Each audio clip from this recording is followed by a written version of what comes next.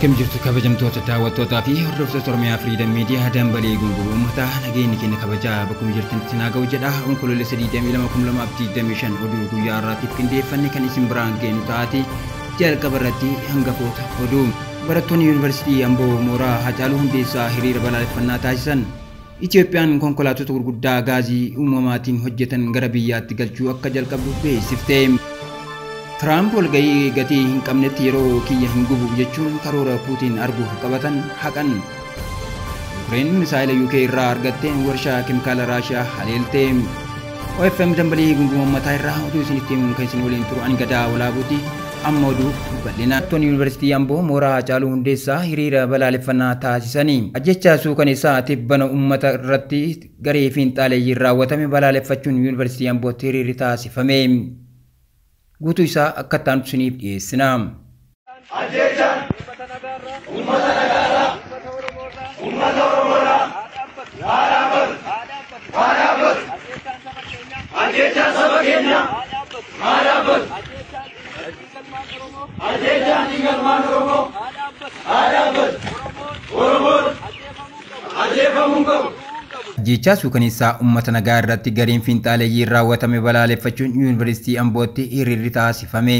Ajjechaa uummata Oromoo irraa haa dhaabbatu kan jedhan barattoonni kunneen lagannaa nyaataa taasisuu fi hiriira nagaa gaggeessuun sagalee isaanii dhageessisaniiru. Ajjechaa suukaneessaan uummata naannoo irratti raawwatame uummata Oromoo maratti gadda guddaa waan ta'eef gocha kana balaaleffanneerra jedhan barattoonni Yuunivarsiitii Amboo.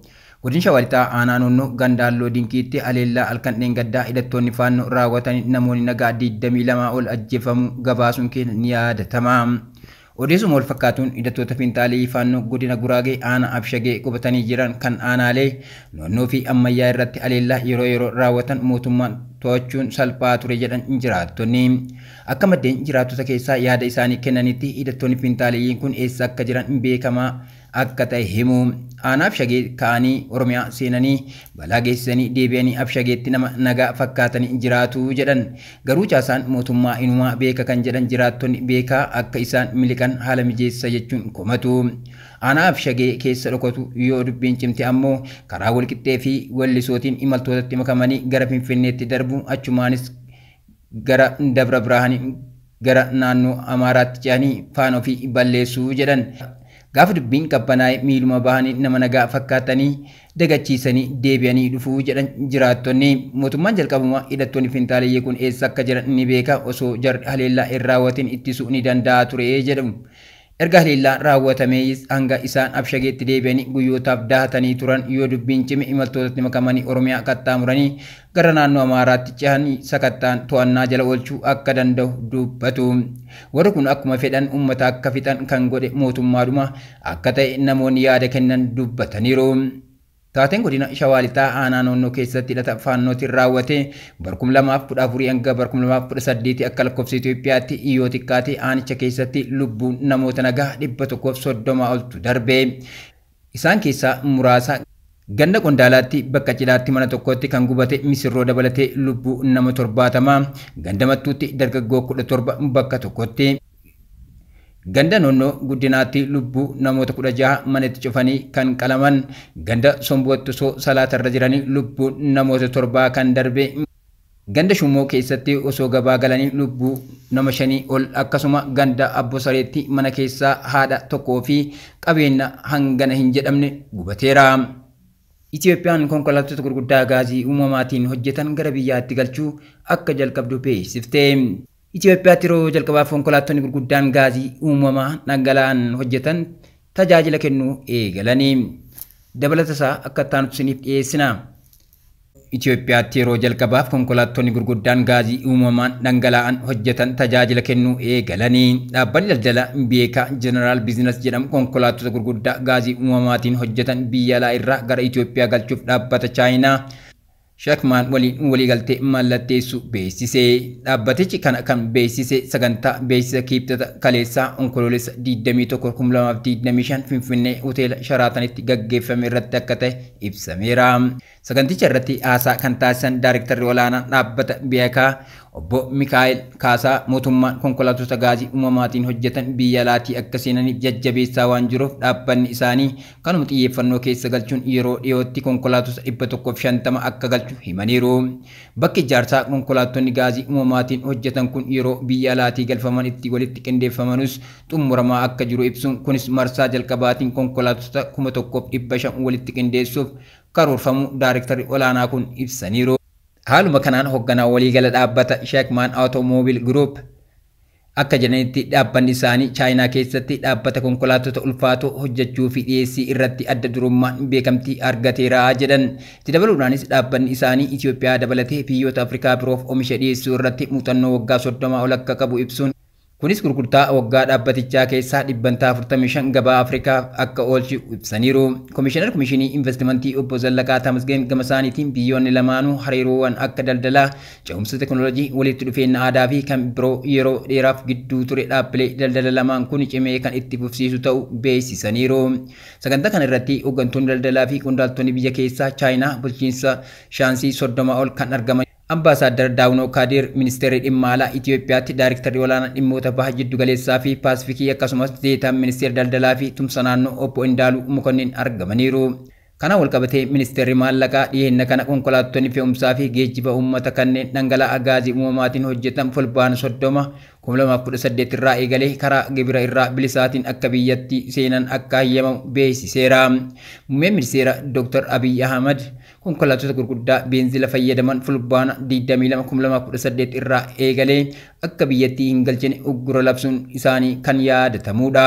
Tiraamp walgahii gatii hin qabnetti yeroo kiyya hin gubu jechuun karoora Puutiin arguuf qabatan haqan. Pireezidaantii USA Doonaald Tiraamp walgahii bu'aa hin qabneef yeroo kiyya gubuu hin barbaadu jechuun karoora pireezidaantii Raashiyaa Vilaadimir Puutiin waliin wal arguuf qabatan haquu ibsaniiru. Bal'ina isaa akka itti isiniif dhiyeessina. Pireezidaantii USA Doonaald Tiraamp walgahii bu'aa hin qabne yeroo kiyya gubuu hin barbaadu jechuun karoora pireezidaantii Raashiyaa Vilaadimir Puutiin waliin wal arguuf qabate haquu ibsanii. Tiraamp bara kana yeroo lammaffaa Puutiin waliin qaama wal arguun akkaataa waraana Yukireeniif fala kaa'uun danda'amu irratti akka mari'atan ibsanii ture. Garuu karoora kana ibsanii torban tokko keessatti yeroof haqamuusaa himu. Kanaaf ammoo Raashiyaan dhukaasa dhaabuu diduusii himanii. Tiraamp ibsa White House-tti ibsa kennaniin Raashiyaan adda waraana yeroo ammaa irratti bobbaatee haleellaa raawwataa jirtu keessatti dhukaasa dhaabuu diduu eeranii. Tiraamp walgahii Puutiin waliin taasisuuf deeman kan bu'aa buusu akka hin taane ibsuu dura qondaalli White House yeroo dhiyootti carraan Tiraampiif Puutiin wal arguu akka hin jirre ibsee ture. Tiraamp yeroo torban lama hin caalle keessatti gita isaanii Puutiin waliin Hangaarii Budaapest keessatti akka wal argan kamisa darbe ibsanii ture. Wixinii nagaa ilaalchisee garaagarummaa ijoon USA fi Raashiyaa jidduu jiru torban kana sirriitti mul'ateera. Aangawoota jidduutti carraan wal arguu akka hin jiraannes gufuu ta'e. Tiraamp fi Puutiin hagayya darbes Alaaskaatti wal arganii turan garuu wanti qabatamatti jijjiirame hin jiru. White House aangawoonni lameen deebi'anii akka wal argan kan karoorsanis hanqinoonni jiran fooyya'anii gara hojii qabatamaatti akka galamuuf ture. Dippiloomatiin gameessi Awurooppaa tokko warri Raashiyaa waan hedduu waan gaafatan natti fakkaata. Warra Ameerikaas kana hubatanii mariin Tiraamp Budaapest keessatti taasisuuf jiru bu'aa qabaachuu akka hin dandeenye hubatan jechuun Rooyitersiif yaada kenne. Ministeerri Hajaa Alaa USA Marco Rubio fi Ministeerri Hajaa Alaa Raashiyaa Sergey Lavrov torban kana keessa wal arguuf kan turani. Garuu qondaalonni lameen bilbila waan barbaachisu dubbataniiru waan ta'eef qaamaan wal arguun akka hin barbaachisne White House ibseera.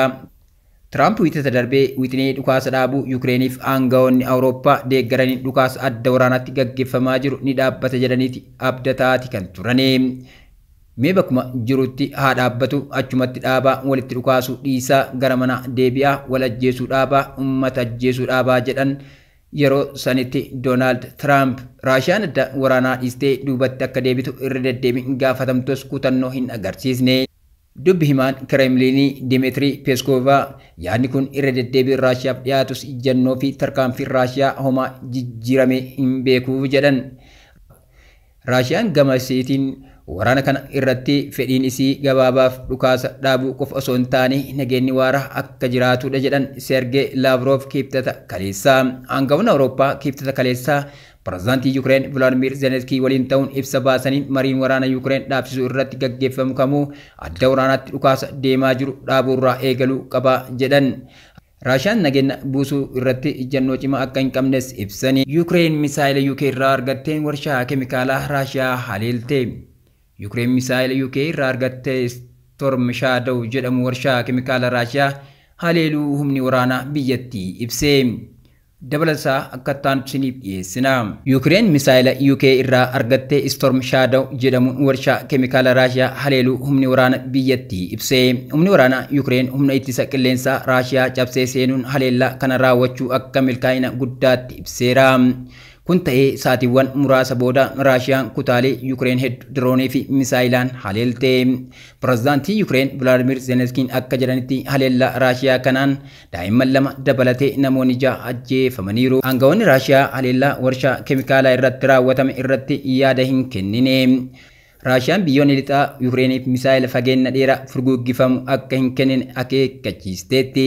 Humni waraana Yuukireen gamasaan iddoowwan akkaan mijatoo ta'an kanneen Raashiyaan waraana Yuukireeniif itti fayyadamtu haleeluun milkaa'ina guddaa fi akkaan murteessaa ta'uu hime. Warshaan keemikaalaa Bryansk wiirtuu weerartootaaf akka bakka tarsiimootti fayyadu isa ijoodha jechuun X irratti barreesse humni waraana Yuukireen. Warshaan kun bakka Raashiyaan baaruuda rasaasaa meeshaalee waraanaa dho'anii fi boba'aa rokkeettii keessatti oomishuun Yuukireen haleeluuf fayyadamtuudha jedhe. Haleellaan kun guyyaa ministeerri muummee UK Keir Starmer fi aangawoonni Awurooppaa kaan diinagdee Raashiyaa fi indaastirii ittisa isiirra dhiibbaa kaa'uuf murteessanitti raawwatame. Aangawoonni Awurooppaa hanga pireezidaantiin Raashiyaa Vladimir Putin nagaa buusuuf qophii ta'uu agarsiisutti Raashiyaarra qoqqophii akka kaan ibsaniiru. Ibsi Yuukireen, Jarman, Faransaay, Xaaliyaan, Poolaand, Deenmaark, Fiinlaand, Noorweey fi gamtaan Awurooppaa waliin baasan kun Yuukireen waraana dura yeroo waraanaaf erga dhukaas dhaabbatees bakka jalqaba isiif malu qabachuu qabdi jedha. Kantiibaan magaalaa Kiiv Vitaalii Klitschko haleellaa Raashiyaan qilleensarraan halkan guutuu raawwatteen gamoowwan magaalattii hedduu manca'uu ibse. Haleellaa kanaan magaalattii keessatti namoota 2tu ajjeefamanii. Haleellaan kun erga torbee darbee Zelensky White Houseitti Trump waliin dubbatanii Trump misaayila handhuura Raashiyaa keessa seenee haleeluu danda'u kennuufi didee as isa hamaadha. Kabajamtoota daawwattoota keenya tamsaasni keenya akka namoota hedduu bira ga'uuf peejii keenya follow share gochuun akkasuma YouTube chaanaalii keenya subscribe godhuu hin dagatinaa. Oduun guyyaa kanaaf qabanne kanneen turanii waan daawwattaniif galatooma.